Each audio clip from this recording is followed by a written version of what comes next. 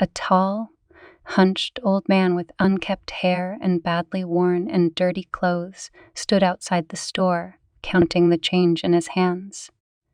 The old man thought about something, then approached the store, took what he needed, and headed for the cash register. However, at that moment, he ran into a 40-year-old man in an expensive suit who was holding a bottle of elite alcohol. "Watch where you're going, scarecrow," he shouted contemptuously, shaking off his suit.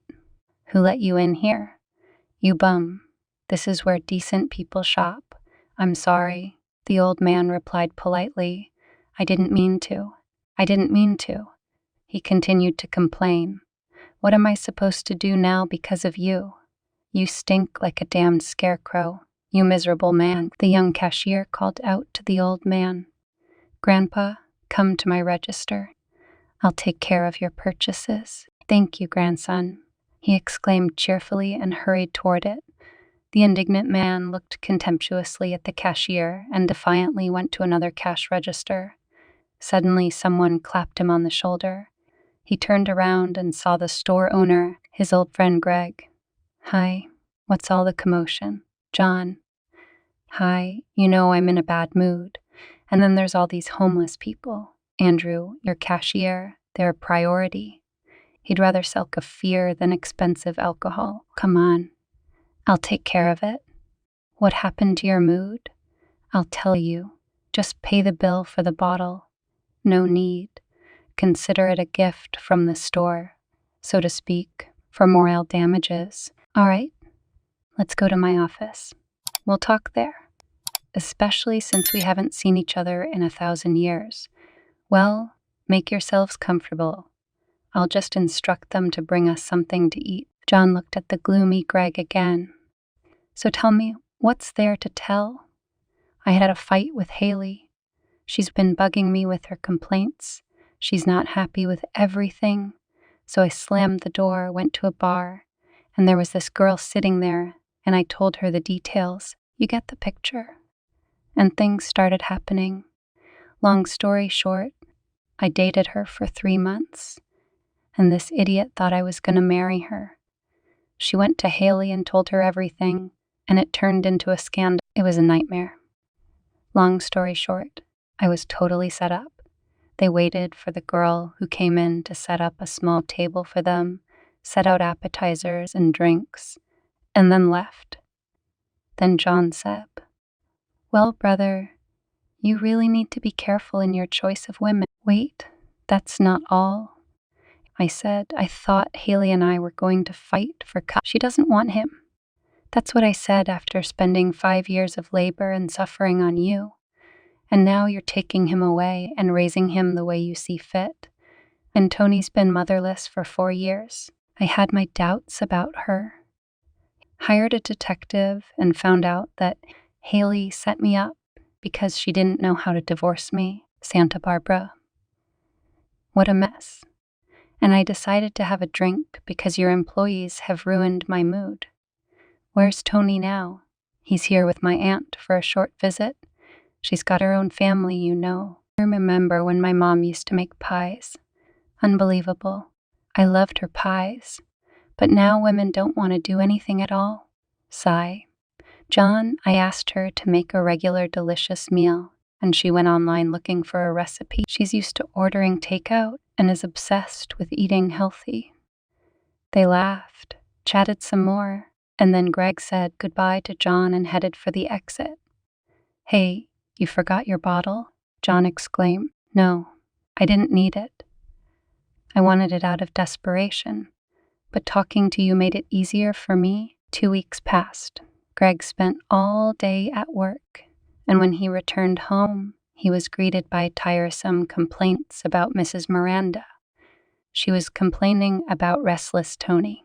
"Could you put him in daycare? Drop him off in the morning. Pick him up at night. He'll be supervised and learn to play with other children." "What kind of activities does the daycare have?" "Well, he just runs around the house out of boredom, and it's hard for me." "I have to go home," said Mrs. Miranda. "I'll write tomorrow. I'll ask about kindergarten. I've been thinking about it myself. But it's strange to think of Tom being with other children all the time. What if they mistreat him? Oh, come on. I think it'll be fine. And he'll get a nanny on the weekends. Luckily, you have the money.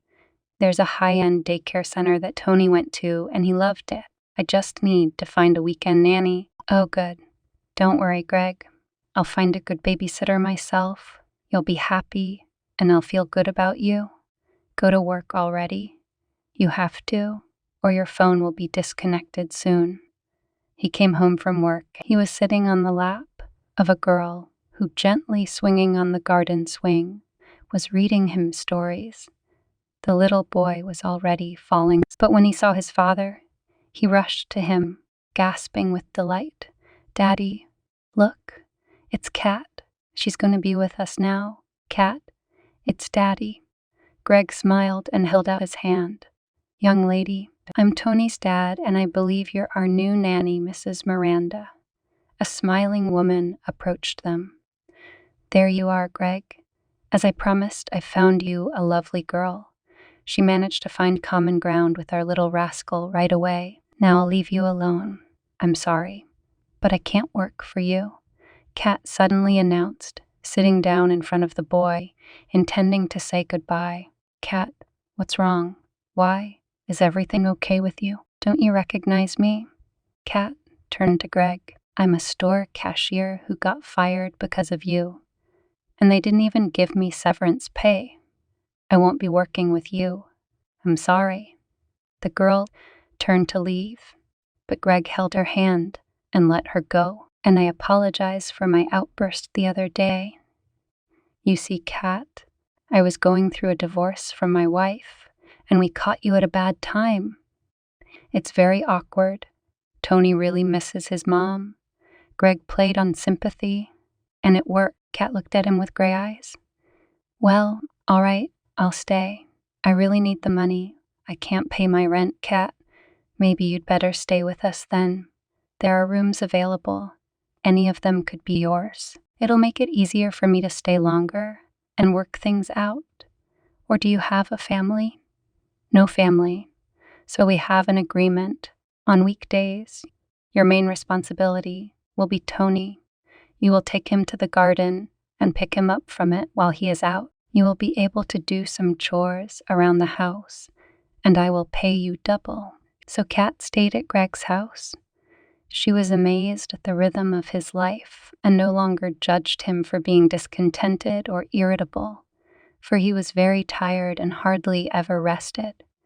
Money came into Kat's account every month, but she hardly spent any of it because she lived on ready-made things. She was easy on Tony and managed everything, and even developed the habit of feeding Greg and Tony breakfast, which they had never had before. Greg was very grateful to the girl for taking care of him, but at first he refused to eat. He was always late for something.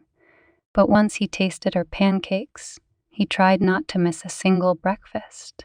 That day, Greg was in a hurry again, rushing to the construction site where his company worked. But there was a problem that couldn't be solved. A small section of the cemetery was in the construction zone.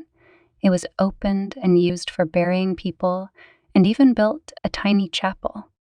But then they decided that the place was unsuccessful, allocated another place for the cemetery, and, it seems, forgot about the old burial ground. And so, when the city administration needed to build a bypass road, the question of what to do with the cemetery arose. They considered remodeling it, but that required new funds. Greg, however, didn't need that. He came to the site and listened to the foreman. It turned out that in the old chapel lives a man who refuses to leave and interferes with the clearing of the territory. And who is this man? Who knows? Some homeless guy says his family's buried here. Are you all idiots? You called me down here for some homeless guy.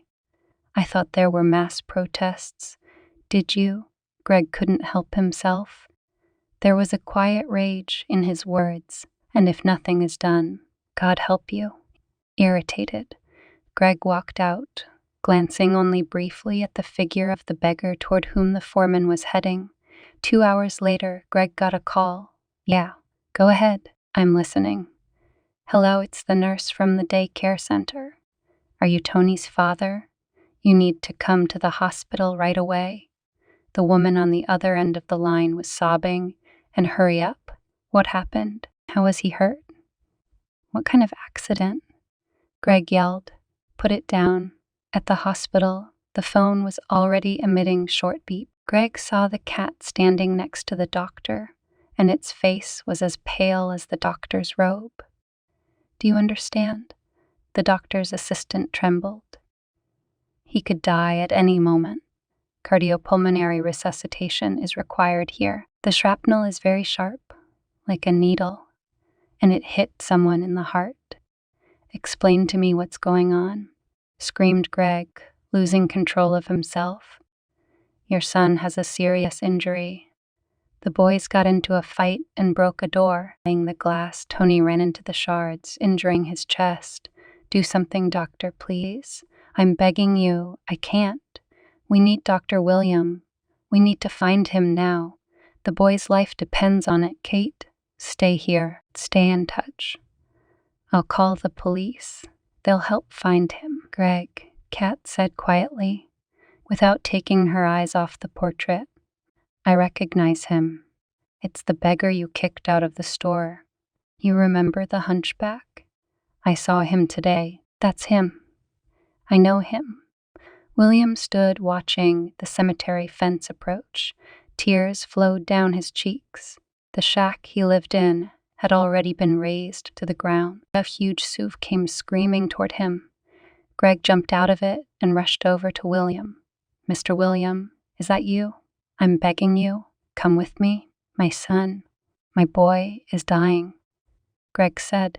Greg tugged at William's sleeve, but he didn't even flinch. I can't, said the old man.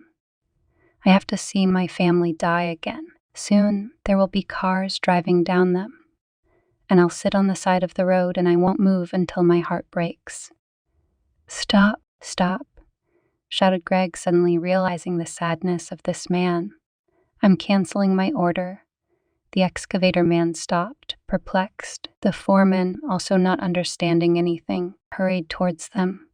Don't touch anything, Greg shouted. The cemetery will stay. We won't touch it.